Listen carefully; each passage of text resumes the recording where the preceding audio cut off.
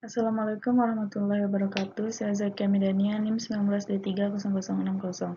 Pada kesempatan kali ini, saya akan mereview jurnal dengan tema Socio-Environment Accounting.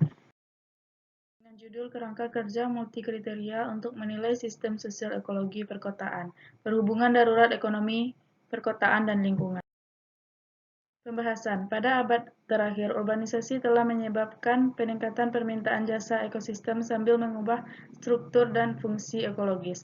Lintasan saat ini menunjukkan bahwa hampir 68% populasi global akan menghuni kota pada tahun 2050, menunjukkan kerusakan lebih lanjut pada sistem sosial ekonomi dan sistem pendukung kehidupan. Perubahan sosial dan ekologis ini telah membantu mengenali kebutuhan akan pengelolaan perkotaan yang berkelanjutan dan kawasan sekitarnya untuk menjaga keberlanjutan ekosistem perkotaan dalam jangka panjang. Strategi pengelolaan seperti itu mirip dengan studi kelautan pesisir dan daerah aliran sungai, menganggap kota sebagai sistem tekno-ekonomi kompleks yang terdiri dari interaksi manusia alam yang kompleks.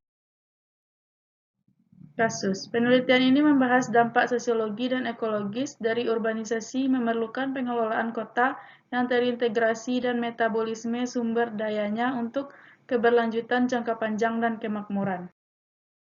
Objek penelitian. Studi ini memperkenalkan kerangka kerja penilaian multikriteria dengan mengintegrasikan model input-output hybrid unit unik dengan metode akuntansi darurat untuk memperkirakan dukungan lingkungan yang disediakan untuk sistem sosioekonomi perkotaan. Diterapkan di sini untuk kasus Wina, Austria, dengan berfokus pada organisasi internal dan fungsi sistem sosial ekonomi perkotaan. Kerangka kerja yang diusulkan memperkuat pemahaman tentang arus ekologi dan sosial ekonomi yang dipertukarkan antara industri dan lingkungan. Teknik analisis data. Yang pertama, tabel input-output regional. Yang kedua, tabel masukan keluaran energi regional. Yang ketiga, pengembangan model masukan keluaran darurat. Dan yang keempat, hybrid unit energi output input model.